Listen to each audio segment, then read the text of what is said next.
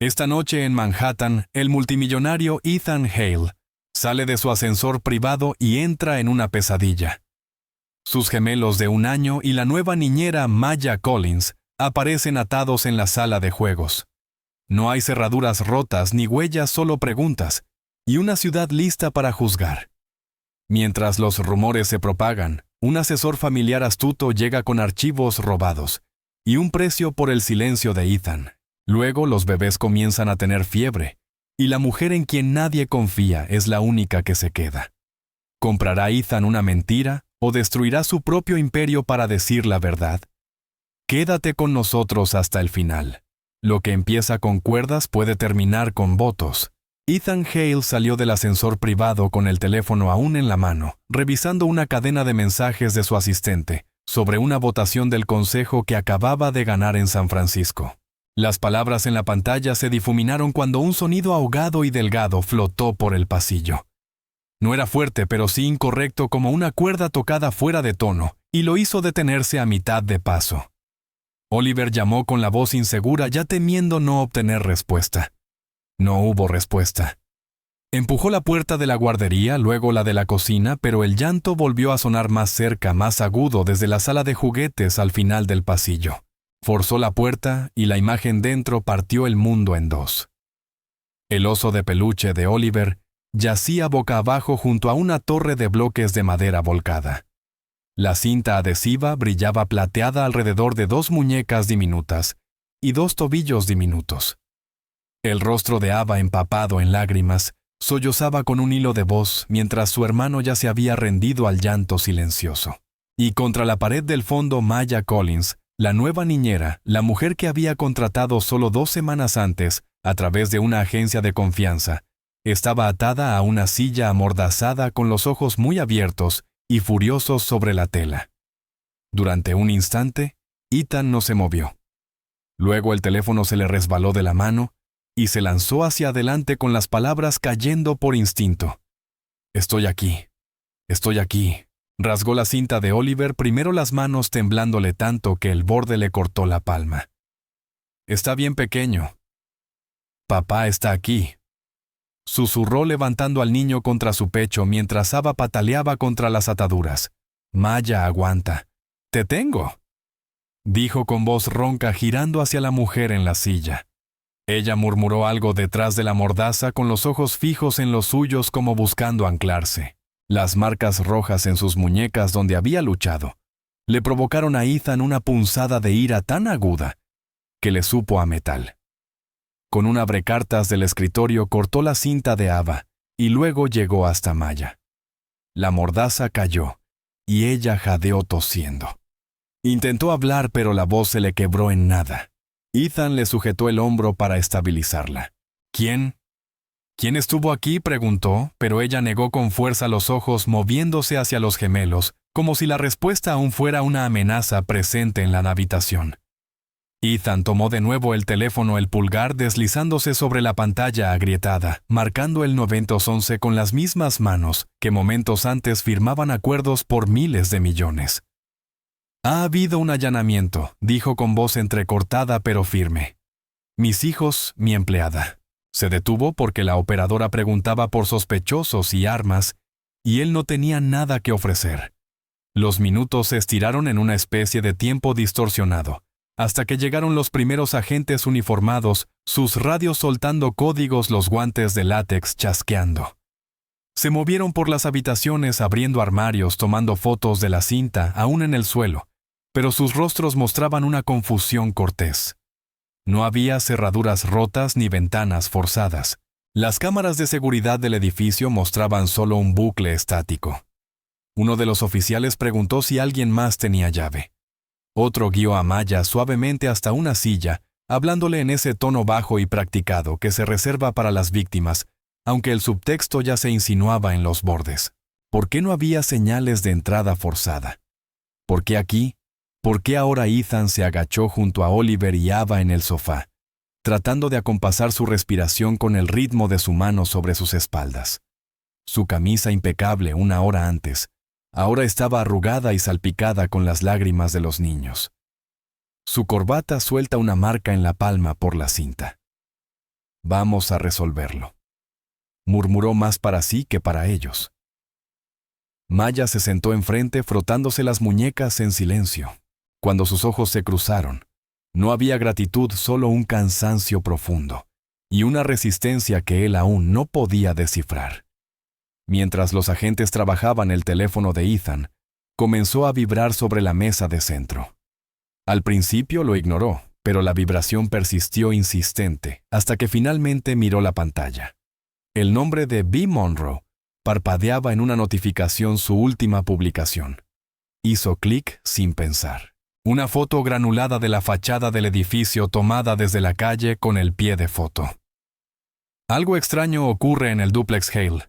Fuentes dicen que la policía fue llamada por una emergencia familiar. Los comentarios ya se acumulaban. Especulación, envidia, morbo. Otra notificación, su directora de Relaciones Públicas escribía: ¿Qué está pasando, Ethan? Sintió una náusea más profunda que la ira. La historia ya se estaba escapando, convirtiéndose en algo que él no podía controlar. Levantó la mirada hacia el oficial más cercano. «Por favor», dijo en voz baja, «manténganlo contenido». El hombre asintió, pero no lo prometió. Al otro lado de la sala, el teléfono de Maya también vibró, pero ella lo ignoró mirando el suelo como si se preparara para el impacto. Ethan quiso preguntarle qué había visto, quién había hecho esto, pero las palabras se le quedaron atascadas. Era demasiado pronto y los niños aún temblaban. Al caer la tarde, el dúplex se había convertido en un laberinto de uniformes, bolsas de evidencia y preguntas educadas pero escépticas. Ethan llamó a Isabel Reed, su amiga más antigua, y le dejó un mensaje de voz que no era más que su propia respiración temblorosa. Lo intentó de nuevo y consiguió hablar con ella. Su voz era fría pero atravesada por la alarma. «Ethan, tienes que controlar la narrativa», dijo. «O alguien más lo hará». Él cerró los ojos escuchando cómo le daba instrucciones. «Llama a este abogado, emite este comunicado provisional». Pero todo lo que podía ver eran las muñecas de Maya y los ojos grandes y asustados de Ava. No, ahora, respondió al fin colgando. Cruzó la sala hacia Maya. «Dime si recuerdas algo», dijo en voz suave. «Cualquier cosa». Ella levantó la cabeza, los ojos entornados. «Recuerdo haber hecho mi trabajo», respondió con voz baja. «Darles de comer, acostarlos para la siesta». Y se detuvo presionando los labios hasta que se le pusieron blancos. Luego todo se volvió oscuro. Su respuesta no aportó nada más que quietud. Y sin embargo, algo en su tono hizo que el estómago de Ethan se encogiera. Quería creerle.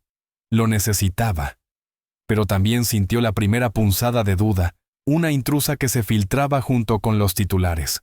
Al anochecer, la policía había empacado sus equipos, dejando a la familia en un dúplex que olía levemente a látex y preguntas. No hubo arrestos ni sospechosos, solo un regusto a miedo aferrado al aire. Ethan llevó a Oliver y Ava a sus cunas, él mismo los brazos rígidos por haberlos sostenido demasiado fuerte. Maya lo siguió hasta el umbral de la habitación infantil, pero no entró.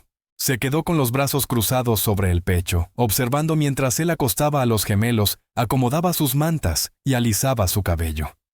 Cuando se volvió, su rostro era indescifrable. «Me quedaré despierta con ellos», dijo en voz baja. «Deberías descansar». Ethan casi rió ante lo absurdo de la oferta. Descansar. Pero solo asintió. Abajo su teléfono volvió a vibrar. Otra publicación de B. Monroe, el titular zumbando como una avispa en la oscuridad. Se sentó en el borde del sofá, impecable ahora, pero con la camisa arruinada, mirando el monitor de los bebés donde dos pequeños pechos subían y bajaban. Afuera la ciudad seguía su curso. Dentro, Ethan intentaba recomponer el día en algo que tuviera sentido, y solo encontraba cabos sueltos. A la mañana siguiente, los investigadores regresaron con nuevas listas de verificación, pero sin mayor confianza. Se movieron por el ático como si fuera un museo del vacío. Sin huellas fuera de lugar, sin arañazos en las cerraduras, sin entrada forzada, sin irregularidades en el sistema de seguridad del edificio. Las cámaras del pasillo resultaron estar en bucle durante el periodo del incidente, y el disco duro con las grabaciones originales había sido reemplazado probablemente días antes. Incluso esa pista se enfrió. «Este lugar es demasiado perfecto», murmuró uno de los detectives a su compañero sin molestarse en bajar la voz. «Demasiado limpio». Ethan, que apenas había dormido, estaba de pie en la puerta de su despacho, los brazos cruzados con fuerza sobre el pecho. Lo oyó todo. No era solo un allanamiento sin rastro. Era una acusación sin nombre. Maya no había salido de la habitación de invitados, salvo para revisar a los gemelos. Y cada vez que lo hacía, su postura era recta, sus movimientos controlados, la voz contenida pero profesional. Él no podía discernir si era culpa, trauma o pura resistencia, pero lo inquietaba que su silencio pareciera compuesto más que asustado. No había llorado ni una sola vez. Eso no debería significar nada, pero los detectives parecían creer que sí. Ethan no oyó el timbre del ascensor, pero la voz que siguió le hizo contraerse el estómago. «Siempre tuviste gusto por el drama», dijo Ryan Mercer entrando en la cocina como si aún le perteneciera. Su traje era agresivamente entallado, su sonrisa tan fina como una hoja. Ryan había trabajado con el padre de Ethan durante más de una década, como estratega corporativo de la familia Hale, en los tiempos en que los escándalos se apagaban con whisky en clubes privados y las filtraciones de juntas se tapaban con dinero. Ethan había roto la relación tras heredar la empresa, pero Ryan tenía la costumbre de aparecer cada vez que las aguas se enturbiaban. «¿Ni un saludo?», preguntó tomando un vaso del armario como si siguiera en su oficina. «¿Ni siquiera un me alegra que vinieras?» Ethan no respondió, la mandíbula tensa. Los ojos de Ryan se desviaron hacia el pasillo. «Vi a la niñera al entrar», dijo con ligereza. «Bastante serena. Pero no la conoces, ¿verdad?» «No, realmente». Ethan no se movió. Ryan se apoyó en la encimera de la isla echando un vistazo a las notas del caso abiertas sobre el mármol. Ella llegó temprano ese día. ¿Verdad? Apareció antes de su turno, algo atrevida, y ya conocía la rutina de los niños de memoria. Dijo con voz casual, pero sus palabras cayeron como veneno. «Yo vigilaría a esa mujer si fuera tú». 20 minutos después, Isabel llegó sin anunciarse, aunque no estaba exactamente sin invitación. Llevaba un abrigo negro y ningún maquillaje, el cabello rubio trenzado en una coleta que no hablaba de consuelo sino de guerra. Apenas miró a Ryan cuando pasó junto a él y fue directo hacia Ethan. «Tienes que detener esto ahora mismo». Ethan se frotó los ojos. «No hay nada que detener todavía». Isabel chasqueó los dedos. «Esa frase, justo esa es el problema. No necesitas hechos para luchar contra una historia, necesitas control. Y ahora mismo Vi está escribiendo tu narrativa por ti». Ethan exhaló despacio, la tensión arañándole las sienes. «No sabemos quién hizo esto». «Exacto», replicó Isabel. La mirada afilada, lo que significa que la primera persona a la que todos culparán será aquella que no encaja en su versión de esta casa. La nueva, la empleada, la mujer. Echó una mirada hacia el pasillo donde Maya había desaparecido. «No seas ingenuo, Ethan. Esta historia no trata de lo que pasó, sino de quién quieren que sea culpable». Él sabía que tenía razón. También sabía que en el momento en que comenzara a defender públicamente a Maya, eso se interpretaría como favoritismo o encubrimiento, sino algo peor. Afuera, Vi Monroe ya iba por su segunda publicación. La primera había sido vaga. «Algo extraño ocurre en el dúplex Hale, pero ahora tenía colmillos». Fuentes cercanas a la familia Hale confirman una emergencia doméstica que involucra a una niñera y a los herederos gemelos. No hay arrestos ni sospechosos, pero las preguntas crecen. La foto que acompañaba la publicación estaba recortada desde la acera, una toma con teleobjetivo de Ethan en el vestíbulo con un bebé en brazos y policías detrás. Los comentarios eran un nido de serpientes. «Revisen al personal». Esto pasa cuando los millonarios contratan a cualquiera. ¿Qué les hizo a esos bebés? Ethan leyó hasta que las manos le temblaron y arrojó el teléfono sobre la encimera. Ryan sonrió con suficiencia. «Vi será lo que sea, pero es buena. Huele la sangre como un tiburón».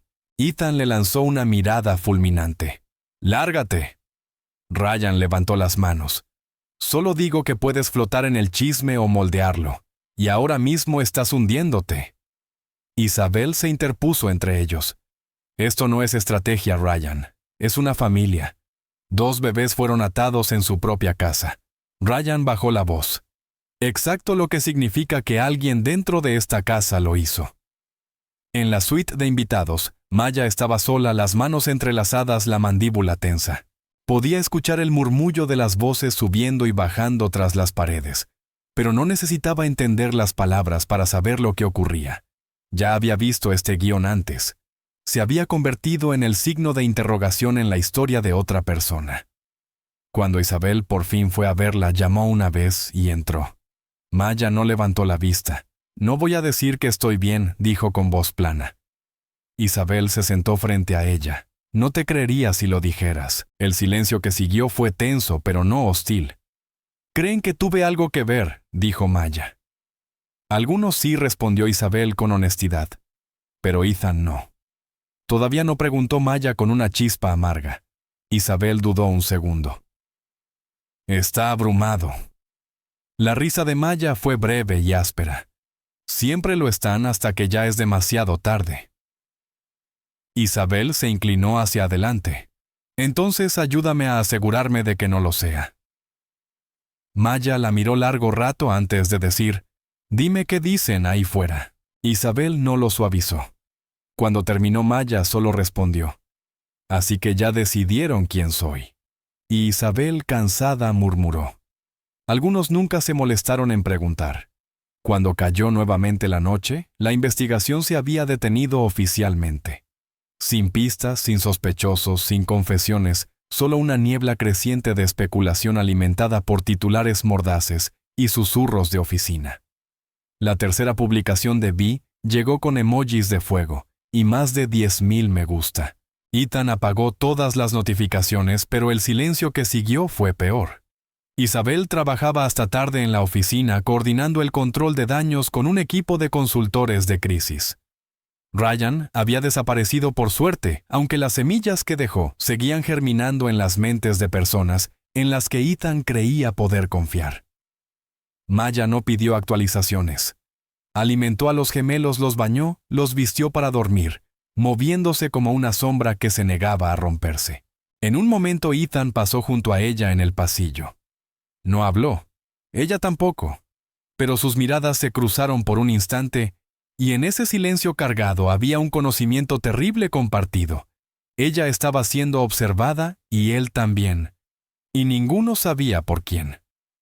Afuera los subtítulos de Vi se afilaban en insinuaciones, y desconocidos en los comentarios decidían quién era Maya. Maya no dudó cuando Ethan por fin preguntó. No de la manera que él esperaba. No había energía defensiva, ni voz quebrada, ni lágrimas usadas como arma de compasión. Simplemente se sentó al borde del sofá, entrelazó los dedos sobre el regazo, y le dijo la verdad.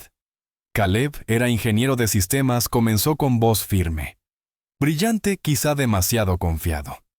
Creó un algoritmo de enrutamiento predictivo que podía reducir los costos de combustible en un 18% para las compañías de transporte de tamaño medio. Él y sus 2 socios tenían un acuerdo sobre la mesa con Apex Freight. Y entonces, Hale Logistics intervino. El pecho de Ethan se tensó, pero no la interrumpió. Ustedes hicieron una oferta inferior, adquirieron Apex, absorbieron la tecnología y desmantelaron el prototipo. Los chicos perdieron su financiación. Caleb intentó reconstruirlo por su cuenta, pero los inversores lo consideraron contaminado. Se hundió. Pausó un instante parpadeando lentamente, no por duda, sino por control. Se fue hace 1 año. No he vuelto a saber de él. Ethan no supo qué decir. Su marido había desaparecido arruinado por una de las innumerables adquisiciones de Hale. No vine aquí por venganza, añadió Maya. Vine por trabajo, por un techo, por comida. No sabía que esta era tu casa hasta que la agencia me envió la dirección. Su voz no se quebró ni una vez. Ethan permaneció en silencio, la confesión calando en sus huesos, como lluvia fría. Podía sentir su brújula moral girando sin control, el reflejo de negar, de compartimentar, de insistir en que él no había estado personalmente involucrado. Pero conocía el juego.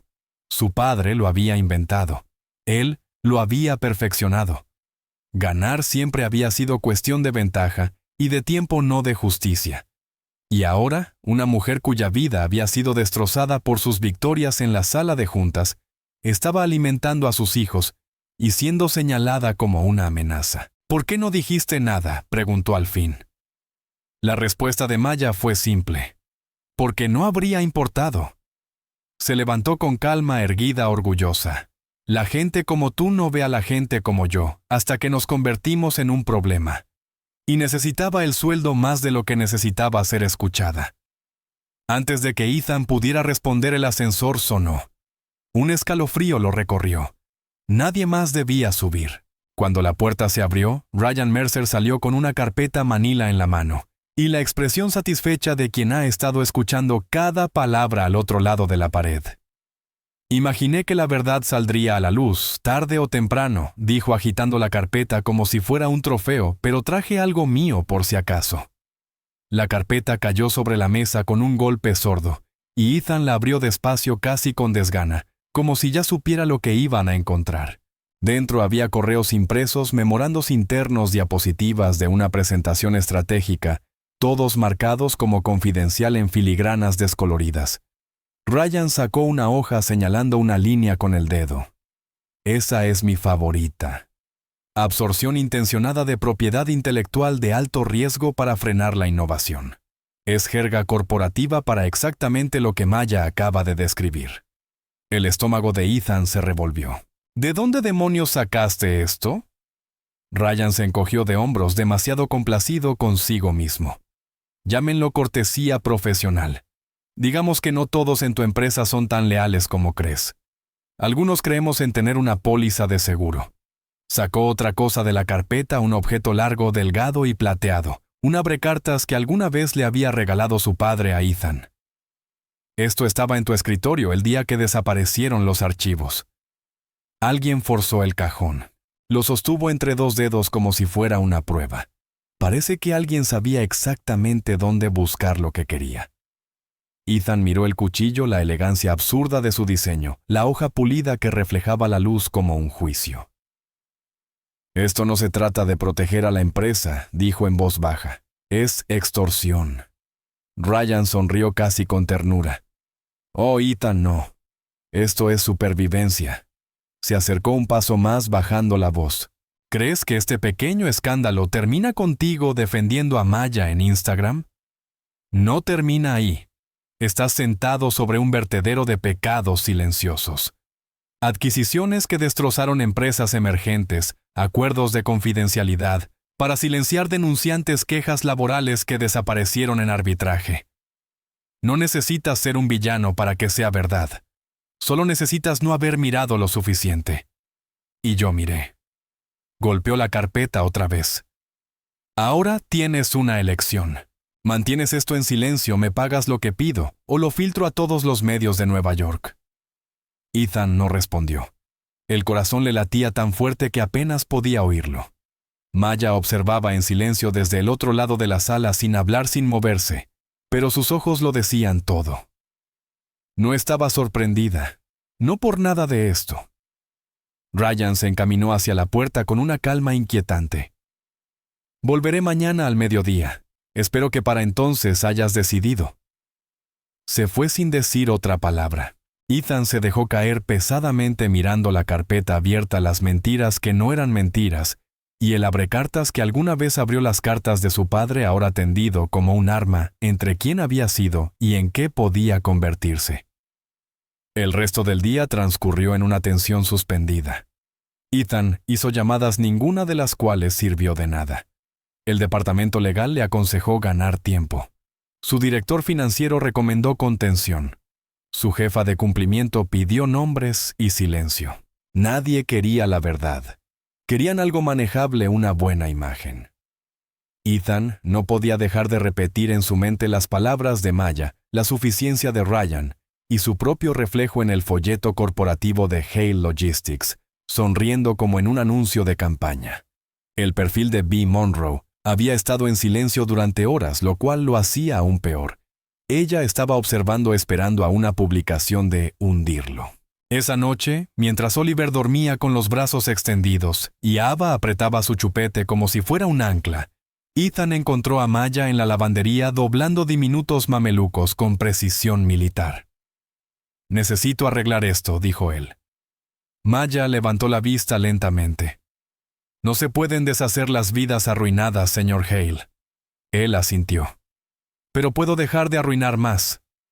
Ella lo miró largo rato con una expresión ilegible y luego dobló la última prenda. «Ya veremos». Ethan no esperaba perdón, pero algo en sus ojos se suavizó. Una grieta. No era perdón, pero quizás una autorización para intentarlo. Más tarde, cuando Ethan estuvo solo en su despacho, abrió de nuevo la carpeta y leyó cada palabra. Los informes eran condenatorios detallados imposibles de negar. Recordó haber aprobado algunas adquisiciones sin siquiera leer la propuesta completa, confiando en que si los números funcionaban, lo demás no importaba. Ahora cada número tenía un nombre, un rostro, una empresa en la que alguien alguna vez creyó. Pasó un dedo por el borde del abrecartas, aún sobre el escritorio. Estaba frío, pesado. Lo tomó, observó su reflejo en la superficie pulida de la hoja, y lo volvió a dejar con cuidado como si pudiera estallar si se manejaba mal. Aún no sabía cuál era el movimiento correcto, solo que el silencio lo haría cómplice, y que si la historia de Maya era cierta, habría más como ella. Tenía que haberlos, y tal vez no todos fueran tan serenos. Tal vez algunos estuvieran lo bastante furiosos como para hacer estallar todo esto. Ethan se recostó en la silla y miró la ciudad, su ciudad por ahora. Pero nunca le había parecido tan lejana ni se había sentido tan inmerecida. Por un segundo se vio a sí mismo en la cuadrícula de Vi, dientes blancos, mandíbula firme, y se preguntó en qué momento ganar empezó a significar olvidar quién podía permitirse perder. Todo comenzó poco después de la medianoche. La respiración de Oliver se volvió superficial, luego rápida. Su piel ardía contra la palma de Ethan cuando lo levantó de la cuna. Al principio pensó que era una falsa alarma, ese tipo de reacción exagerada que a veces tienen los padres cuando el pánico les sube por la piel. Pero el termómetro marcaba 103 de Kremovev. Y como si fuera una cruel sincronía, Ava empezó a inquietarse en sueños, las mejillas rojas y húmedas por el sudor. Ethan llamó a la línea pediátrica. Siguió las instrucciones enviando mensajes con los síntomas, mientras esperaba que el médico de guardia confirmara lo que ya sabía. Fiebre viral. Vigilar la temperatura. Mantenerlos hidratados. Tylenol cada 4 horas. Pero no había manual de instrucciones para el terror de ver a tus hijos luchar por respirar con calma. Ethan trató de cargar a Oliver y leerle al mismo tiempo, pero el niño solo gimoteó la cabeza cayendo hacia un lado. En la otra habitación los llantos de Ava se hicieron más agudos. Entonces Maya apareció descalza y serena con un paño frío ya en la mano. «Dámelo», dijo, y Ethan dudó solo un segundo. Pero algo en su voz lo hizo obedecer. Ella acunó a Oliver y comenzó a tararear una melodía suave y grave, que Ethan no reconoció pero en la que confió de inmediato. La respiración del niño no mejoró, pero su cuerpo dejó de resistirse. Maya se movía con una gracia que hizo sentir a Ethan completamente inútil. No se agitaba, no hablaba con ansiedad. Simplemente enfriaba las frentes con método, daba sorbos medidos de agua, comprobaba la respiración y alternaba entre los gemelos, con un ritmo que parecía aprendido de memoria. «¿Has hecho esto antes?», preguntó Ethan en voz baja, arrodillándose junto a ella. Maya asintió sin mirarlo. «Con mis sobrinas cuando vivíamos en Atlanta. Siempre les daban fiebres en verano». Presionó el paño frío en la espalda de Ava. «Sé que da miedo, pero mantenemos la calma. Seguimos contando las respiraciones». Ethan asintió, pero la garganta se le cerró. Había estado frente a accionistas con desplomes bursátiles en el horizonte y nunca se había sentido tan impotente. Los niños eran pequeños, frágiles, tan fáciles de romper. Maya continuó su ritmo constante mientras los minutos se alargaban hasta volverse horas. «¿Y si empeora?», susurró él. Maya levantó la vista. «Entonces hacemos más, pero no antes de que sea necesario». Esta noche los mantenemos estables y no entramos en pánico. Por primera vez desde que comenzó la pesadilla, Ethan sintió algo firme dentro de sí. Coraje prestado tal vez, o la dura certeza de que ella sostenía su mundo entero entre las manos. Alrededor de las 2 de la madrugada, Ethan intentó hacerse útil preparando otro biberón. Midió mal el polvo 2 veces. Maya lo corrigió suavemente sin decir palabra con la mirada fija en Ava, que por fin se había dormido contra su pecho. «Puedes dormir», le dijo Maya con voz suave pero firme. «Yo no. Nunca lo hago cuando los niños están enfermos». Ethan negó con la cabeza. No podría cerrar los ojos aunque lo intentara. Se quedaron en silencio unos minutos roto, solo por la respiración entrecortada y rítmica de Oliver. Maya se movió un poco, ajustó su posición y comenzó a tararear de nuevo. «¿Qué canción es esa?», preguntó Ethan. «Mi madre solía cantarla», respondió ella. «Algo sobre ríos y luz. Ya no recuerdo las palabras, solo el sonido». Ethan se recostó contra la pared y exhaló. «No te enseñan nada de esto cuando te conviertes en padre». Maya sonrió brevemente. «No te enseñan esto cuando te conviertes en nada. Lo aprendes cuando no tienes otra opción». Por un instante breve y casi irreal, eran solo los dos en ese rincón tenue del mundo extraños, unidos por los mismos pulmones que respiraban tratando de no desmoronarse. Hacia las 3:30 las fiebres de los gemelos habían bajado un poco, no mucho, pero lo suficiente para que el filo de la crisis se desvaneciera. Isabel llegó en silencio vestida con ropa deportiva y cargando 2 bolsas de comida para llevar. No hizo preguntas ni ofreció consuelo. Simplemente dejó la comida sobre la mesa, miró dentro del cuarto de los niños y luego se volvió hacia Ethan. «Deberías comer», dijo aunque sepa a cartón. Él la siguió a regañadientes, calentando algo que no recordaría más tarde. «Ella los sostiene como si fueran suyos», murmuró Ethan sin saber por qué lo decía en voz alta. Isabel se apoyó en la encimera. «Quizás no sean suyos, pero ciertamente le importan». Ethan miró la comida, luego sus manos temblorosas. No esperaba que se quedara después de todo esto. La respuesta de Isabel fue inmediata. «No se quedó por ti, se quedó por ellos. Eso es lo que importa». Ethan asintió lentamente. Se dio cuenta entonces de que todo en Maya había sido constante desde el principio, ni cálida ni fría, solo firme como alguien que había aprendido a no esperar amabilidad del mundo, pero que aún la ofrecía porque era la única manera de sobrevivir. Isabel lo miró por un largo momento antes de decir en voz baja: «Mira lo que es verdad frente a ti». Ethan regresó al cuarto sin decir palabra. Maya mecía a Ava de nuevo con un movimiento lento y suave, que no tenía nada que ver con ternura superficial, sino con pura supervivencia. La observó un momento de pie en el umbral con las manos en los bolsillos. «Deberías haber sido enfermera», murmuró. Maya lo miró, y luego volvió la vista al bebé. «No debería haber tenido un marido que no desapareciera y una vida que no se desmoronara. Pero no siempre obtenemos lo que deberíamos tener». Sus palabras fueron afiladas pero no crueles, honestas, no acusatorias. Ethan las sintió como un golpe silencioso.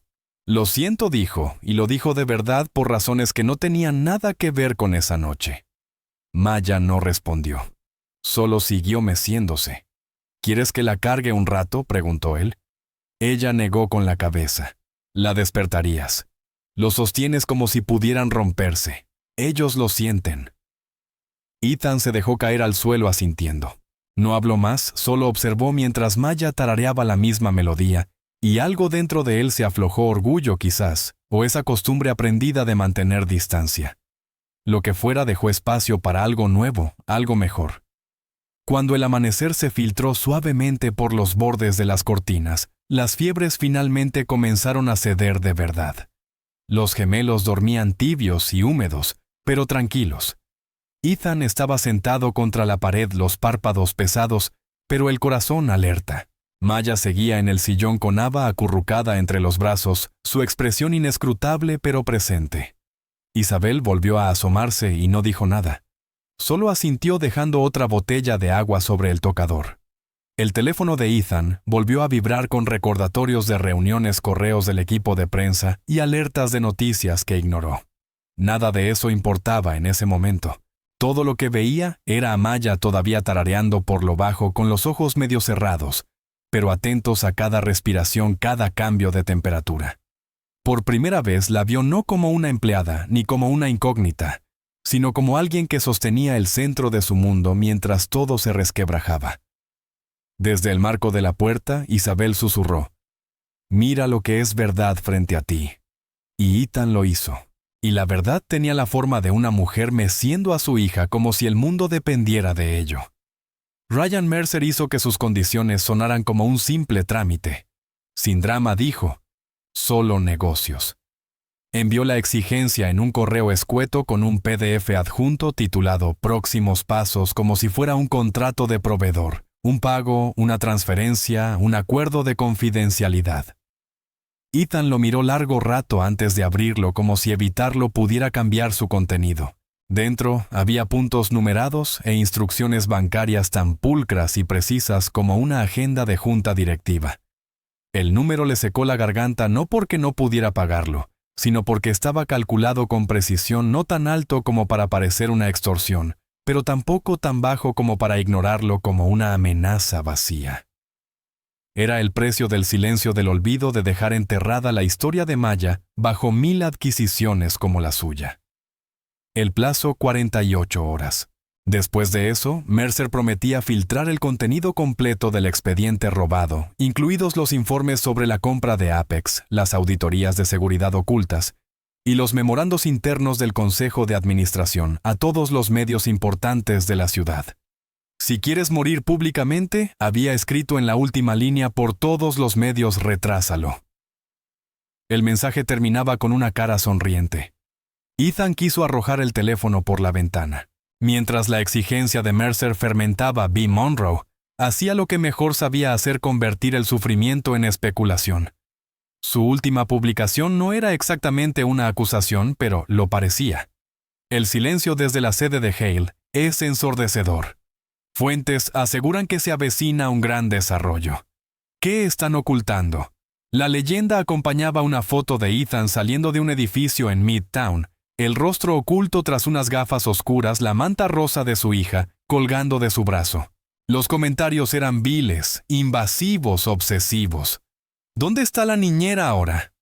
Por eso los multimillonarios no deberían criar hijos. Ese hombre oculta algo. Cada comentario era como una piedra arrojada a sus ventanas, y Ethan no sabía cuál ruido era peor: el chantaje calculado de Mercer o la preocupación teatral de Bee. Isabel trabajaba sin descanso desde la oficina de Relaciones Públicas, redactando comunicados, borrándolos, reescribiendo una y otra vez. «Si decimos muy poco, pareceremos cómplices», murmuraba mientras deslizaba el dedo sobre su lista de contactos en los medios. «Si decimos demasiado, mostramos nuestras cartas. Tenemos que congelar la narrativa antes de que Mercer la controle». Ethan intentó seguirle el ritmo, pero su mente estaba partida. No podía hacer que los números dejaran de girar en su cabeza. Seguía viendo a Maya meciendo a Ava en la habitación, tarareando como si el mundo exterior no existiera, y odiaba darse cuenta de lo fácil que el silencio de su vida se había convertido en el caos de otra persona. El mundo de Ethan se volvió un circuito de respiraciones superficiales y rutinas vacías. Dejó de responder llamadas salvo las de Isabel. Su junta directiva, percibiendo algo bajo la superficie, empezó a convocar reuniones con una urgencia fingida. ¿Corremos riesgo de exposición reputacional?, preguntó un director por correo electrónico, y Ethan casi podía oír el pánico disfrazado de profesionalismo. Recordó cómo no hacía tanto su sola presencia, imponía respeto en cualquier sala, recaudaciones, llamadas, con inversores, galas de arte e inauguraciones. Ahora todo le parecía falso. Las placas de la Fundación Hale, los comunicados de prensa sobre logística ecológica, los discursos en conferencias donde hablaba de legado. Nada de eso sabía ya a verdad. Caminaba por su apartamento hasta altas horas de la noche, incapaz de descansar, incapaz de planear. Cada camino hacia adelante parecía una trampa. Si pagaba a Mercer, se convertía en todo lo que Maya creía que era. Si se negaba, arriesgaba destruir su vida, su empresa, y cualquier posibilidad de proteger a las personas que estaban dentro de ella. Y lo peor era que ya no sabía cuál de esos destinos era peor. En algún lugar profundo, empezó a hacerse preguntas que no le gustaban, no sobre lo que haría Mercer, sino sobre lo que él mismo había permitido durante años, sin mirar demasiado de cerca. Para la segunda noche, sus pensamientos se enroscaban en sí mismos como en un sueño febril.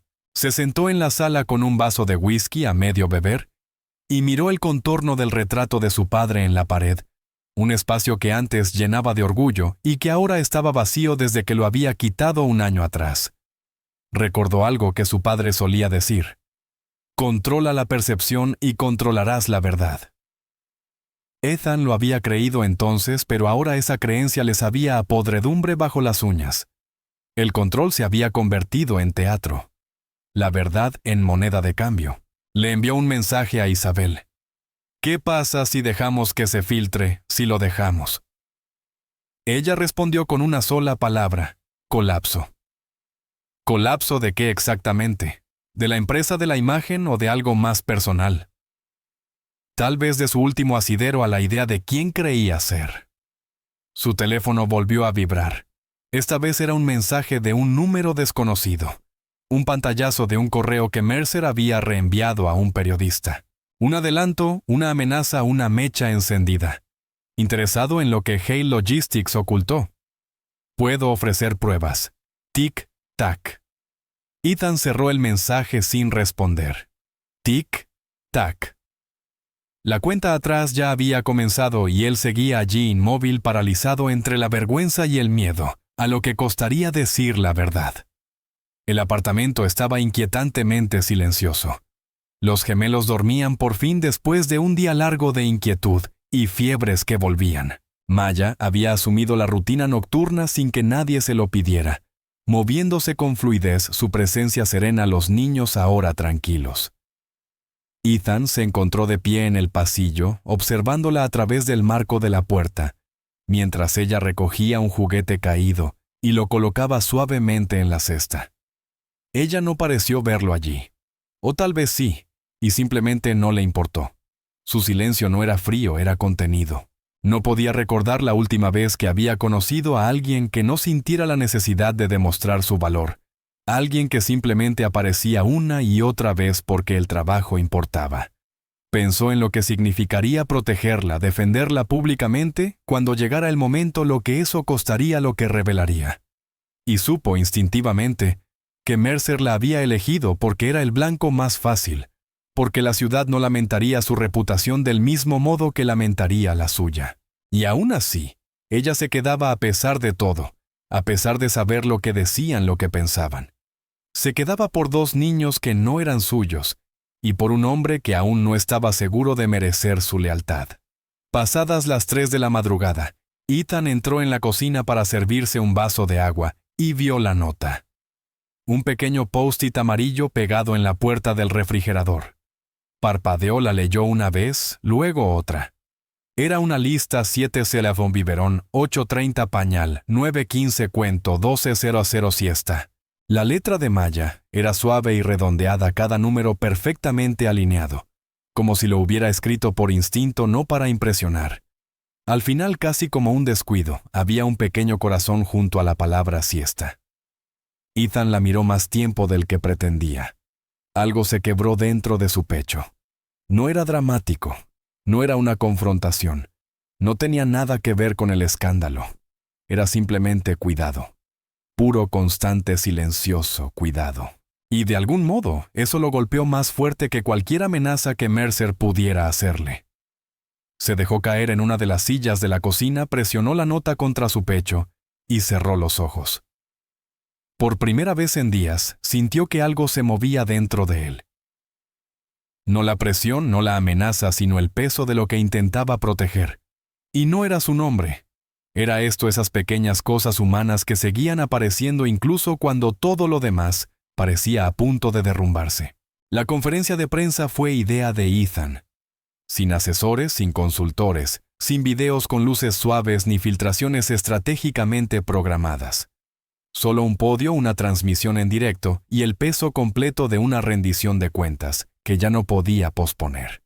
Isabel se había opuesto al formato. ¿Quieres hacer esto en vivo?, preguntó incrédula. ¿Entiendes siquiera lo que eso significa? Pero Ethan ya había decidido que si iba a ser destrozado, no sería a través de un comunicado pulido que intentara salvar las apariencias. Necesitaba que la verdad llegara cruda, sin filtros, sin fragmentos. La sala de conferencias de la sede de Hale se llenó rápido.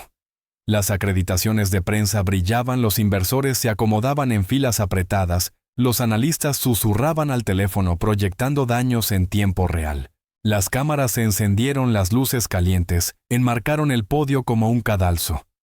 Ethan salió a escena, ajustó el micrófono y recorrió la sala con la mirada. Detrás de los flashes había personas que alguna vez habían brindado por su nombre en galas. Ahora muchas lo miraban conteniendo el aliento, esperando ver si se derrumbaría o mentiría para salir del paso. Entonces comenzó. Antes de que escuchen esto por boca de otros, escúchenlo de mí, dijo. La sala se inmovilizó, el espejo se resquebrajó. Su voz no tembló. No leyó ningún discurso. Cada palabra surgía de un lugar que no visitaba desde hacía años, quizá nunca. Durante años esta empresa midió su éxito por su expansión, por el precio de las acciones, por los cuerpos que dejaba atrás. Hizo una pausa. Algunas de esas decisiones fueron mías. Por primera vez la sala se movió. No con un tosido ni un murmullo, sino con un leve desplazamiento, como si un muro de escepticismo se inclinara un grado. Ethan continuó. Estructuramos adquisiciones para eliminar, no para colaborar. Atacamos la innovación que no podíamos alcanzar. Ignoramos señales de alarma en almacenes, en datos de envíos, en recursos humanos, porque arreglar esas cosas ponía en riesgo nuestros márgenes trimestrales. No vaciló al decirlo. Fallamos. Le fallamos a la gente. Les costamos empleos, seguridad, a veces su futuro. Ese fracaso ahora tiene nombre. El mío. Al borde del área de prensa, una periodista dejó caer su bolígrafo.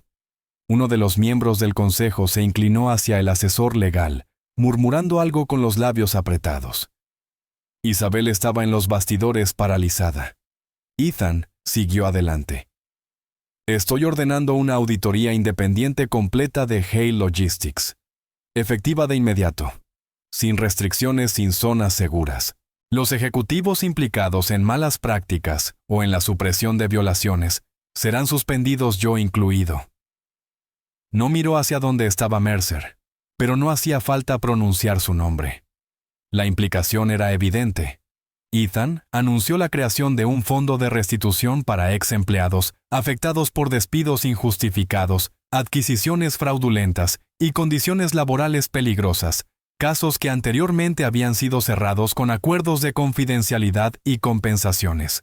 Se instalaría un nuevo defensor del pueblo independiente, responsable ante el público, no ante el consejo. Los comités de revisión interna serían reemplazados por oficiales de ética externos, que rotarían periódicamente. Mientras hablaba, Ethan veía cómo las capas se desprendían del público, algunos se crispaban, otros tomaban notas, pero la mayoría permanecía atónita. Si esta empresa tiene algún futuro, dijo, deberá ganárselo, no heredarlo. Y comienza ahora con la verdad. Las cámaras siguieron grabando. El silencio que siguió no fue el asombro reverente de la admiración, sino el aliento helado del ajuste de cuentas. Detrás del telón, un representante de relaciones públicas torció las manos sobre su teléfono. El encargado de relaciones con inversores parecía a punto de desmayarse, pero Ethan se sintió más liviano que en semanas. La carga no había desaparecido, simplemente se había desplazado compartida al fin, con quienes siempre había debido pertenecer.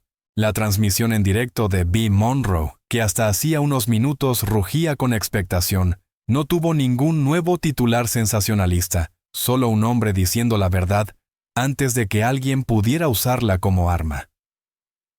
Entre bastidores, Isabel parecía alguien que acababa de salir de un sitio en ruinas. Se acercó a Ethan con los ojos muy abiertos, cortantes, y no habló enseguida. No sé si eso fue valentía o suicidio profesional, dijo por fin. Ethan respondió. ¿Y si fue ambas cosas? Ella no discutió. Sus hombros siempre erguidos como armadura por fin cedieron. Exhaló como si hubiese tenido los pulmones prisioneros durante días. «Sabes que esto no ha terminado, ¿verdad?», añadió. «Ni de cerca». Ethan asintió. «Lo sé, pero empezó. Y eso es lo que importa». Detrás de ellos los periodistas comenzaron a salir sus expresiones, una mezcla de desconcierto y respeto contenido. Nadie sabía cómo se verían las consecuencias. Pero por primera vez no había un discurso que perseguir, ni una fuente que sonsacar.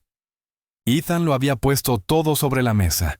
Una periodista del Times se acercó a Isabel para pedirle un comentario. Ella levantó una mano. «Ya lo oíste del único que importa hoy». El aire vibraba con la tensión residual, pero también con algo más, un cambio leve pero real. Ethan no necesitó que nadie lo dijera, el poder de Mercer había muerto. Sin la amenaza de exposición, ya no tenía con qué negociar. La confesión había cortado el cable antes de que la trampa pudiera activarse. Mientras tanto, al otro lado de la ciudad, la transmisión de B. Monroe perdió oxígeno. Su equipo esperaba que improvisara una nueva leyenda con algún gancho moralizador, pero ella solo se quedó mirando la pantalla, los labios entreabiertos, el gesto tenso. El escándalo del que se había alimentado se había desvanecido frente a sus ojos. El caos se había resuelto sin su intervención. «Lo hizo», susurró alguien de su equipo. Vi no respondió.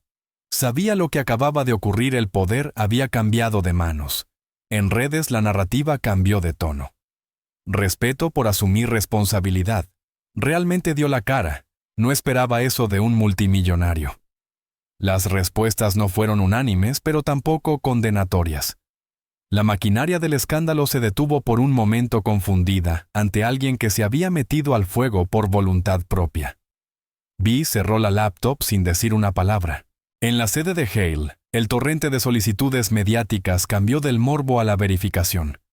Ethan se apartó del foco y caminó por el pasillo pasando frente a retratos de fundadores que nunca habían tenido que responder por la sangre en sus márgenes. No los miró. No hacía falta. Había roto el espejo detrás del cual todos se habían escondido, y las grietas eran ya permanentes. Al fondo de la sala, más allá del ruido y de las luces, Maya se encontraba detrás de la última fila de sillas. No había planeado asistir, pero Isabel le había enviado el enlace privado de la transmisión aquella mañana. No había podido apartar la vista y a mitad del discurso de Ethan, había salido del apartamento caminando 10 manzanas en silencio, hasta colarse discretamente en la sala sin ser vista. Se quedó allí al fondo, los brazos cruzados, los ojos fijos en él todo el tiempo. No lloró. No sonrió. Pero su respiración cambió, profunda, estable, casi desconocida. No era vindicación. No era alivio. Era liberación. Por primera vez desde aquel horrible día en la sala de juguetes, desde la cinta sobre su piel, y el miedo en su garganta, pudo dejar caer los hombros. Había estado esperando el golpe final, esperando que él eligiera salvarse a sí mismo. Y no lo hizo. Eligió la verdad. En ese momento, detrás del mar de periodistas, Maya cerró los ojos y exhaló el aliento que había contenido desde que la cinta tiró de su piel. El tono del detective cambió durante la reunión informativa del lunes. No fue un anuncio, no todavía, pero sí un giro, un cambio en la temperatura. «Estamos ajustando la hipótesis de trabajo», dijo con voz neutra, mirando de reojo sus notas, y la pequeña cámara frente a ella. Ethan, sentado al otro extremo de la mesa de conferencias, escuchó sin decir nada. La ausencia de entrada forzada, combinada con la falta de un rescate o de cualquier seguimiento, sugería una escenificación probablemente destinada a acceder a algo dentro de la residencia, posiblemente la oficina, quizá registros digitales. La frase que usó la detective montaje para robo sonó clínica, distante del miedo crudo de aquel día. «Entonces, Maya», comenzó Ethan en voz baja. «No es sospechosa», interrumpió rápidamente la detective. «No según lo que estamos viendo ahora». Ethan exhaló. No fue alivio exactamente, pero sí una especie de permiso, el permiso de dejar de mirarla con recelo. 2 días después, un contratista del edificio confesó bajo presión haber manipulado las cámaras de seguridad la noche del incidente, un favor para un cliente que le pagó en efectivo y le dio instrucciones a través de un teléfono desechable. El contratista no sabía quién era el cliente, pero el número había sido rastreado hasta una zona cercana a la oficina de Mercer ese mismo día. No era prueba definitiva, pero bastaba. El nombre de Mercer nunca apareció con peso en el informe oficial. Flotaba periférico y venenoso como una sombra que se mueve lo bastante rápido para escapar de la luz. Ethan no se sorprendió. Mercer había construido toda su carrera existiendo en los márgenes plausibles, nunca en papel, siempre justo fuera de alcance. Isabel lo llamó podredumbre de alto funcionamiento, y la frase se quedó. No volverá, dijo ella cuando Ethan preguntó si debían prepararse para represalias. No ahora que lo han desarmado en la prensa. Solo juega partidas que puede manipular. Aún así, Ethan reforzó los protocolos de seguridad e inició una revisión de antecedentes de todos los proveedores previos. Su equipo encontró pequeñas señales, contratos antiguos, que Mercer había redirigido a empresas asociadas, plataformas de intercambio de datos, con rastros de facturación indirecta, pero nada lo bastante sólido como para demandar. El daño, sin embargo, ya estaba hecho, y poco a poco la atmósfera del ático comenzó a cambiar. La casa dejó de vibrar con temor. Había espacio ahora, espacio para que Maya se moviera libremente, para que los gemelos retomaran sus rutinas, para que Ethan fuera algo más que un hombre caminando en círculos, esperando la próxima bomba. La crisis no se había resuelto, pero tenía nombre. Y nombrarla había hecho el aire por fin respirable. Ethan canceló 2 cenas de la junta esa semana sin disculparse. Una era para el lanzamiento de un fondo filantrópico. La otra, un evento de networking previo a una gala de inversores en tecnología climática. En otra vida, su vida antes de todo esto, faltar a esas reuniones habría sido un sacrilegio. Ahora apenas le importaba. Pasó las noches en casa observando a los gemelos dormir, revisando protocolos de cumplimiento con un bloc legal en una mano y un biberón en la otra. Su destreza alimentándolos había crecido sin que él lo notara. Ya sabía medir la temperatura exacta, distinguir si Ava se inquietaba por gases o por cansancio, incluso cambiar pañales sin estremecerse. Todavía había momentos de duda, pero el caos ya no se sentía como fracaso. Se sentía como cercanía, como vida real. Una mañana, mientras ajustaba el cinturón de la silla alta de Oliver, el niño aplaudió 2 veces y soltó una risa que Ethan no había escuchado en días. No fue solo el sonido lo que lo conmovió, sino el momento, la señal de que la fiebre, al fin, había pasado. Más tarde, esa misma tarde, Ava se acercó tambaleante hacia Maya y apoyó una mano húmeda en su mejilla, quedándose allí 5 segundos completos, como si confirmara que la seguridad había vuelto. Maya sonrió, y Ethan vio brillar sus ojos en el silencio. Isabel ya estaba reconstruyendo la postura pública de la compañía con precisión mecánica, pero esta vez no era pura imagen, tenía sustancia. No vamos a convertir las disculpas en marca, dijo a su equipo en la sala de crisis. No vamos a vender culpa envuelta en brillo. Vamos a construir un nuevo andamiaje, y será desordenado, pero será real. Pasó horas trazando un plan de asambleas abiertas, encuestas internas, protecciones para denunciantes y programas de historias compartidas dentro de la empresa. Ethan asistió a las 2 primeras con las mangas arremangadas y notas en la mano. Ya no se trata de mí, le dijo a un joven analista durante una sesión de preguntas. Se trata de asegurar que la próxima Maya no tenga que sobrevivir lo que ella sobrevivió. Internamente, autorizó el lanzamiento formal del Fondo de Restitución y firmó las primeras 10 cartas de contacto a exempleados que habían sido despedidos o comprados en silencio durante los años más agresivos de la compañía. No pidió al departamento legal que redactara nombres. Lista completa, dijo. Cada uno de ellos. No borraba el pasado, pero significaba que estaban empezando desde el suelo, no desde el espejo. Y eso importaba más que cualquier titular. En casa Maya, Empezó a hacer cosas que antes no hacía, no, porque se lo hubieran prohibido, sino porque la tensión nunca había dejado espacio para ello. Ahora, cantaba en voz alta mientras doblaba la ropa. Empezó a etiquetar los cajones de los gemelos con pequeñas pegatinas con forma de animales. Ella reorganizó la despensa no porque se lo hubieran pedido, sino porque ya no soportaba la ineficiencia. Ethan lo notó pero no dijo nada. No quería alterar el ritmo. Una noche, al pasar frente a la habitación de invitados, se detuvo en la puerta y la observó ordenar pequeños mamelucos en pilas perfectamente alineadas. «¿Sabes?», dijo él con voz baja pero sincera, «no tienes que hacerlo por colores. En 10 minutos les van a tirar puré encima». Maya soltó una pequeña risa sin levantar la vista. «No es por ellos, es por mí. Pequeño orden, gran caos.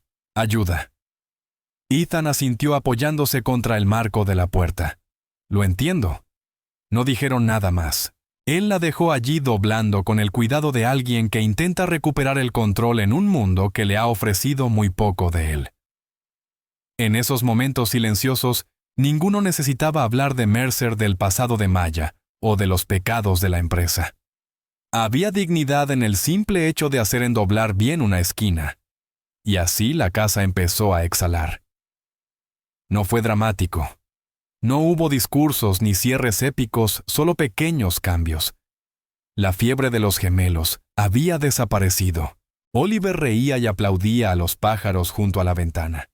Ava bendecía a Maya con sus pequeñas palmas pegajosas.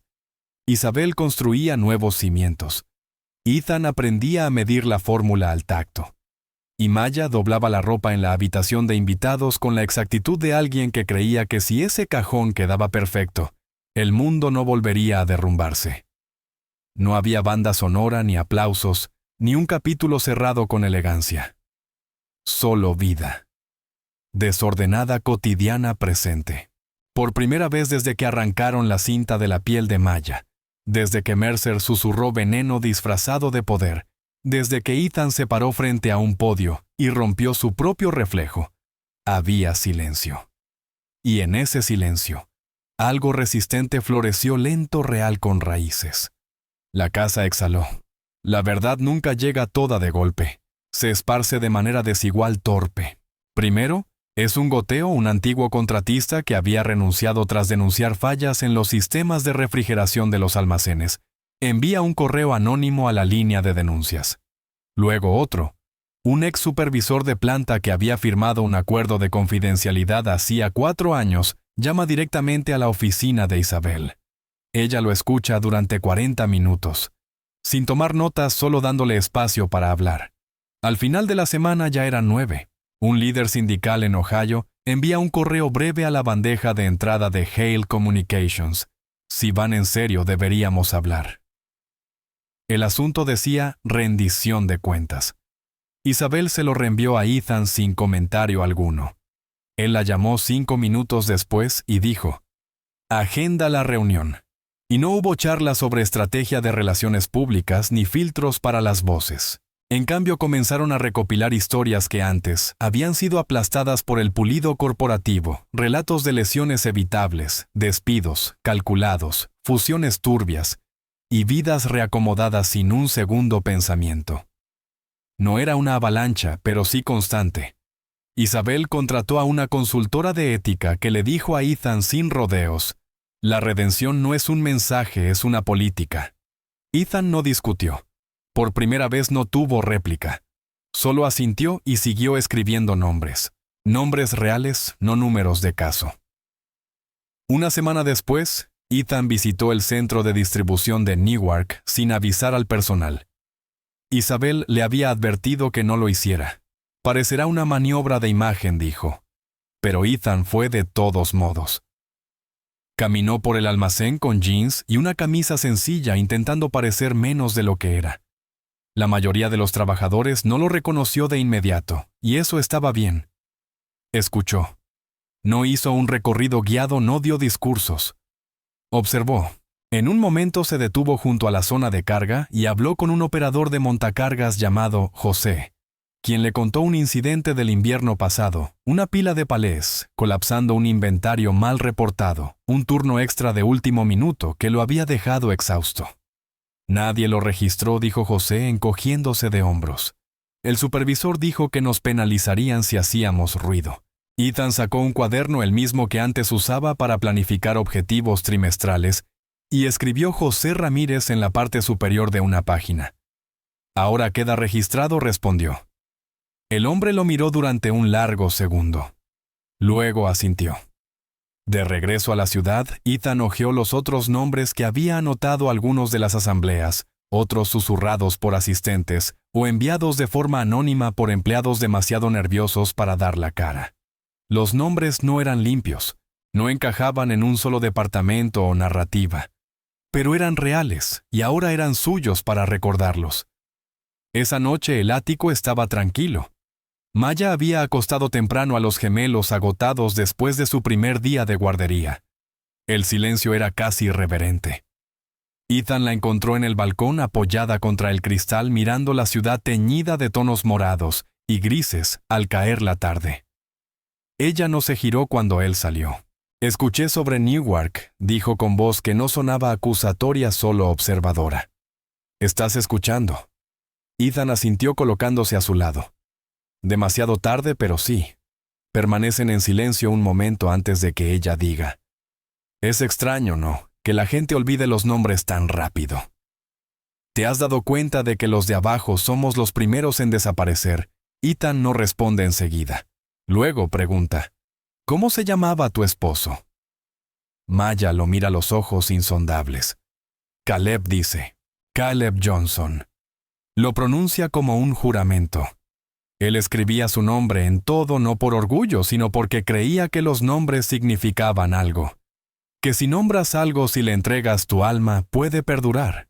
Que el mundo no puede borrarte tan fácilmente si tu nombre está en cada lugar que tocas. Ethan la escucha no como un hombre buscando una frase para enmarcar, sino como alguien que está siendo transformado. ¿Qué significaría honrar a Caleb? Ahora pregunta en voz baja, sin retórica, con sinceridad. Maya no responde enseguida. Junta las palmas. Exhala por la nariz el aire pesado de recuerdos. Seguridad, dice por fin. No la que se imprime en folletos. La que se construye dentro de los defectos en los horarios, en la manera en que la gente puede hablar y ser escuchada. Lo mira directamente. Oportunidades que no sean ornamentales. Trabajos que no exploten. Una estructura que no devore a las personas solo porque puede. Ethan asiente sintiendo el peso hundirse en lo más profundo. Entonces, haremos de eso el piso, dice. No, el techo, el estándar mínimo. Maya sostiene su mirada y por primera vez no hay tensión entre ellos, solo una claridad compartida, una verdad vivida y reconocida. Luego da media vuelta, entra en silencio, dejándolo en el balcón con el cuaderno aún en la mano. Él abre una nueva página, anota la fecha en la esquina superior derecha y con deliberación escribe Caleb Johnson en letras grandes. Lo subraya una vez, luego otra. No hay ceremonia, pero sí peso. Más tarde, Ethan revisa el marco de reforma de la compañía junto a Isabel, quien ha reorganizado todo bajo una nueva iniciativa interna llamada Proyecto Reclaim. No se trata solo de reparar la imagen, dice ella, entregándole un archivo. Se trata de memoria. La gente quiere saber que no es desechable, que lo que vivieron importó, que alguien lo registró. Dentro del archivo hay perfiles e historias reales de exempleados contratistas e incluso familiares de quienes se perdieron en los años más turbios del crecimiento de Hale. Algunos son cartas, otros transcripciones. Ethan los lee uno por uno. Una mujer escribe, «Me costaste todo. Me alegra que por fin alguien tenga el valor de decirlo en voz alta». Otra solo firma su nombre y añade, «Yo estuve aquí». No lo olvides. Ethan no lo olvida. Mantiene la carpeta sobre su escritorio junto al cuaderno y junto al pequeño post-it de Maya que aún dice 7 botella 830 pañal. Esos nombres empiezan a significar más que el suyo propio. No son activos de marca, son entradas en un libro de deudas. Y ahora tal vez también de esperanza. Ese cambio de perspectiva es lo único que le parece honesto ya. Los nombres no son para los monumentos, son para la rendición de cuentas. La verdad se expande hacia afuera. Más contratistas comienzan a presentarse. La reunión con los líderes sindicales da lugar a un programa piloto. Isabel organiza más asambleas abiertas. Ethan continúa sus visitas. Cambia su título en la web corporativa de Chief Executive Officer a Accountable Officer, no como titular de prensa sino como recordatorio. El equipo de relaciones públicas se opone. Ethan los ignora. Cuanto más escribe, más recuerda nombres. Historias promesas que nunca supo que se estaban rompiendo bajo su liderazgo. Esa noche, mientras la ciudad fuera del ático se suaviza en sombras y luces dispersas, él regresa al balcón, cuaderno abierto en una mano. La página es simple. Arriba, Caleb Johnson. 2 líneas más abajo, nada aún. Pero se llenará no con métricas ni proyecciones, sino con un plano para algo que empiece donde la mayoría de las empresas nunca mira en los nombres que la gente deja atrás. A su lado, la puerta corrediza se abre. Maya sale en silencio. ¿Sigues trabajando?, pregunta. Ethan no levanta la vista, pero sonríe. No dice, solo recordando. Ella asiente. Y el silencio que sigue es de esos que se sienten como un comienzo. Cuando arrestan a Ryan Mercer, no ocupa titulares como la confesión de Ethan, pero para quienes observan de cerca es un temblor profundo. Los cargos de extorsión, fraude, conspiración están vinculados a una red de contratos con empresas pequeñas, consultores políticos y un conjunto especialmente incriminador de sociedades ficticias en el extranjero. El incidente del cuarto de juguetes no figura entre los cargos, pero los investigadores mencionan un teléfono desechable que emitió una señal cerca del edificio de Ethan antes de desaparecer. La implicación queda suspendida en el aire como humo sugestiva incriminatoria en sabor, si no en hecho. Ethan lee el resumen del arresto en un memorando legal que Isabel le reenvía. Su nota es breve. No nos dará cierre. Tal vez nos dé paz. Ethan responde con una sola palabra. Recibido. El abogado de Mercer emite un comunicado mitad negación, mitad desprecio, pero no causa impacto. La gente está cansada de escuchar a hombres con las manos limpias y las mangas sucias. El momento es poético, quizá demasiado conveniente, pero nadie tiene ganas de desentrañarlo. La sombra de Mercer se retira de sus vidas, aunque sus bordes quedan grabados en rincones que todos volverán a visitar algún día. Por ahora dejan que ese hilo se desgaste. Algunas heridas no están hechas para cerrarse demasiado pronto. ¿Ve? Monroe publica su retractación como si le costara sangre hacerlo. El pie de foto dice, ¿me equivoqué? Dejé que el miedo escribiera por mí. Obtiene más me gusta que cualquiera de sus publicaciones anteriores, pero no mucho perdón. Los comentarios oscilan entre demasiado poco, demasiado tarde y ya era hora. Un puñado de usuarios la acusa de haber convertido su plataforma en un arma desde el principio. Ethan la ve de pasada. No la sigue, pero Isabel monitorea el pulso digital como si fuera su segundo latido. Cuando se lo muestra, él no reacciona. Ella ayudó a encender el fuego, dice sin emoción. Isabel no lo contradice, también echó agua cuando ya era casi demasiado tarde, responde. Y eso cuenta para algo. Ethan no contesta.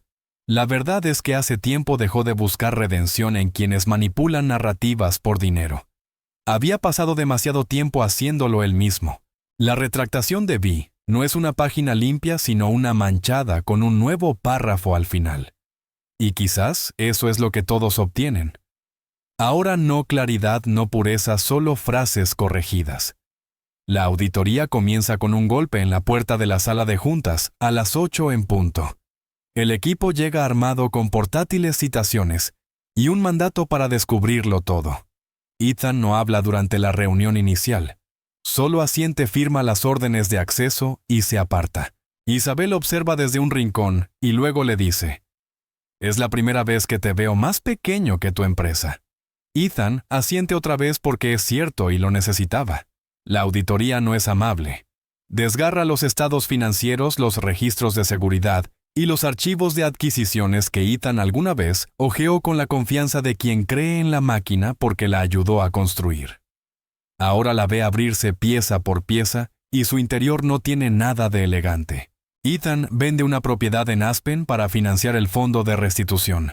La venta se mantiene en silencio, sin agentes, sin filtraciones.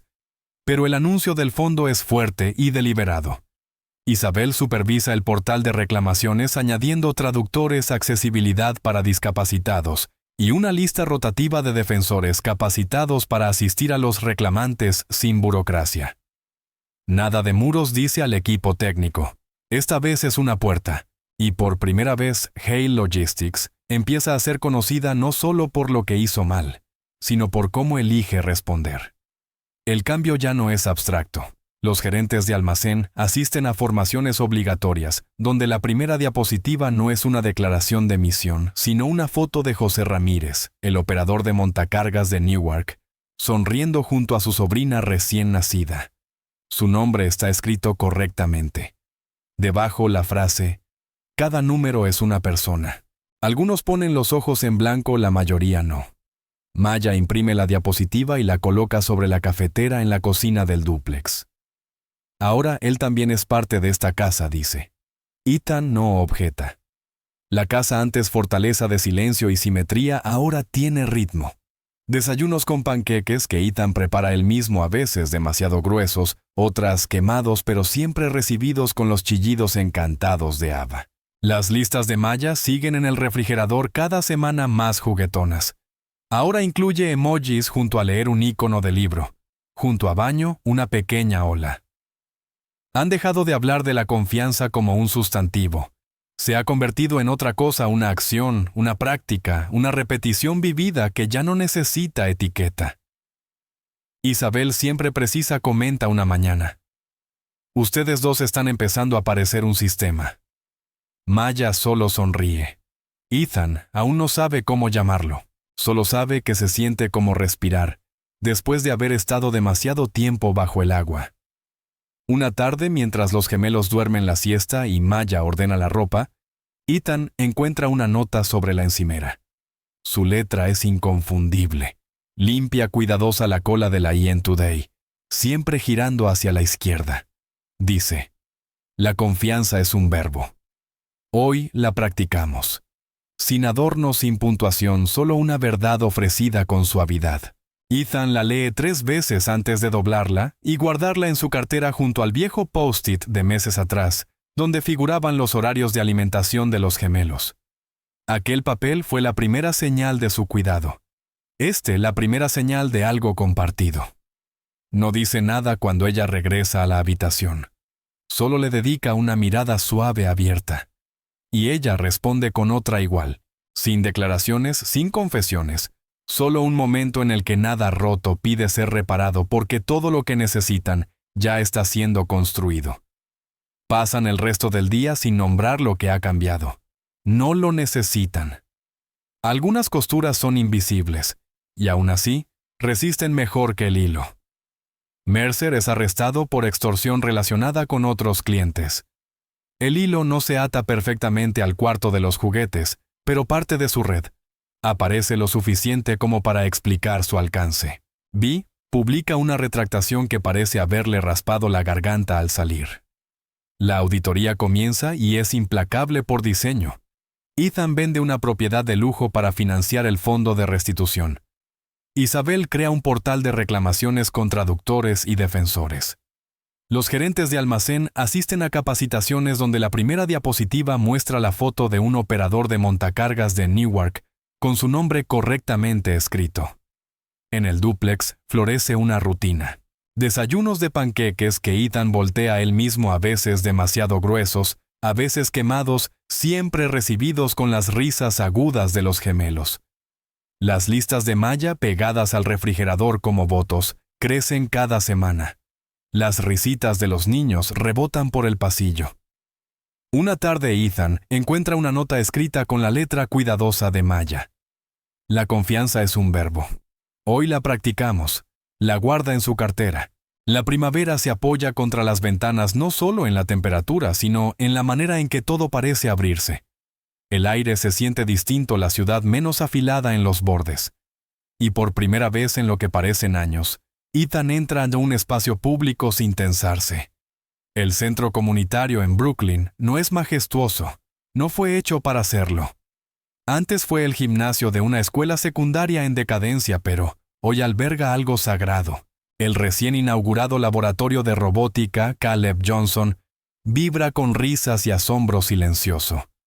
Un niño agita una prótesis impresa en 3D que hace clics mientras saluda a Maya. Una mujer que aprendió a programar a los 35 da una demostración junto a su hija. Y allí está Ethan de pie ante un podio modesto despojado de toda pretensión, agradeciendo a las personas que su mundo solía ignorar. Ustedes construyeron esto, dice al micrófono con voz firme. Nosotros solo dejamos de fingir que lo hicimos solos. El público aplaude no con cortesía, sino con fuerza. No aplauden a un hombre recuperando su imagen, sino a alguien que finalmente se presentó para verlos. Maya observa desde el fondo con una mano sobre el cochecito de Oliver, las lágrimas atrapadas en sus pestañas, como prismas de vidrio que refractan la luz. Más tarde esa semana, Ethan no convoca una rueda de prensa ni busca titulares. En su lugar le pide a Maya que se reúna con él en la oficina de su abogado, una sala pequeña con paredes cálidas y un solo jarrón con tulipanes en el alféizar. No hay guión ni discurso preparado, solo una carpeta con una página para firmar. Y una pregunta que ha ido formándose dentro de él, lenta y constante como la gravedad. Quiero que seas su tutora legal, dice. No por obligación ni porque lo salvaste a ellos o a mí, sino porque sé que nunca lo verías como salvar, sino como amar. Maya lo mira el papel temblando ligeramente en sus manos. Ethan dice con voz entrecortada e incrédula. No me debes esto. Él se inclina hacia adelante. Lo sé. Por eso es real. Por un largo segundo ella no habla. Luego sus ojos brillan y susurra. Sí. No es un grito ni una actuación. Es el tipo de sí que alguien dice cuando el mundo deja de girar aunque sea por un instante. El abogado asiente y los deja solos. Maya se seca las lágrimas riendo entre sollozos. A Caleb le habría gustado esto, dice suavemente. No porque sea perfecto, sino porque se lo ganaron. Ethan no responde de inmediato, pero sus ojos lo hacen por él. Esa noche, ya en el dúplex, ocurre algo pequeño pero inmenso. Oliver suelta la mesa de centro y da sus primeros pasos tambaleándose como una idea recién nacida hacia el centro de la sala. Ava, decidida a no quedarse atrás, ríe y tropieza detrás de él. Ambos se lanzan a los brazos abiertos de Maya con la alegría pura, que solo los niños pueden crear, una felicidad tan llena que parece viento. Ethan los observa desde el pasillo con la mano sobre la boca, y luego rompe en una carcajada tan repentina y libre, que hasta él mismo lo sorprende. No es un sonido social, es una reparación, un ruido que raspa el óxido desde dentro de sus costillas. Maya levanta la vista, el cabello suelto de su coleta, y le sonríe. «¿Lo viste, verdad?», pregunta aún abrazando a los gemelos sin aliento. «¿Lo vi?», responde él acercándose. Cada parte de ello. Se sientan juntos en el suelo un momento envueltos en un silencio que no necesita llenarse. Ethan toma uno de los sonajeros de los niños, luego lo deja a un lado. Solía pensar que construir algo significaba perseguir la escala, dice. Ahora creo que significa presentarse cada día. Maya le toca el brazo. Entonces, estamos construyendo. Por la mañana, una nueva lista aparece en el refrigerador, sujeta entre una pieza del rompecabezas del alfabeto y un clip de chupete. Es más corta de lo habitual, pero esta vez comienza de una forma distinta. Oliver Ava Mir. Debajo de esos nombres, en la inconfundible letra cuadrada de Ethan, hay una sola línea subrayada una vez. Primero construimos seguridad. No hay espacio para interpretaciones ni frases ingeniosas, ni eslóganes publicitarios. Es un voto tan solemne como cualquiera que haya hecho en salas de juntas de mármol. Maya no comenta nada cuando lo ve. Solo añade una nota adhesiva al lado que dice, y luego construimos alegría. Los rituales que antes tropezaban ahora fluyen con ritmo. Pancakes que ya no se queman tan seguido. cuentos antes de dormir que Ethan memoriza sin querer, y juegos de recoger juguetes que terminan en guerras de cosquillas. Isabel pasa una vez con una botella de vino y dice: «Tu caos está sospechosamente bien gestionado». Ethan solo guiña un ojo. El dúplex aún conserva sus superficies elegantes y paredes de cristal, pero ahora respira distinto. El espacio que antes parecía estéril, ahora guarda ecos de pasos, palabras mal pronunciadas, y nanas murmuradas entre sollozos y risas. No es un desvío, es el destino que ninguno de los dos podría haber trazado solo. Públicamente, Hale Logistics sigue evolucionando. Isabel encabeza una campaña llamada Nómbralo, para cambiarlo, invitando a trabajadores de todo el país a compartir los nombres de personas afectadas por negligencias pasadas. Ethan organiza cenas privadas no con inversionistas, sino con jefes de turno y consultores de seguridad. Los gemelos hacen una aparición especial en una reunión virtual de toda la empresa, balbuceando frente a la cámara mientras Ethan habla sobre el cambio cultural. Si no les sirve a ellos, dice señalando a los niños, no les sirve a nadie. Maya lo ve más tarde en su teléfono durante un paseo a auriculares, puestos empujando el cochecito por una calle tranquila de Brooklyn. Sonríe ante la pantalla no porque sea perfecto, sino porque es real. Se detiene en una esquina y mira hacia un edificio donde se levanta un nuevo andamio. Una mujer con casco ríe, mientras un hombre sostiene los planos al revés. Maya piensa en Caleb no como un fantasma, sino como un comienzo.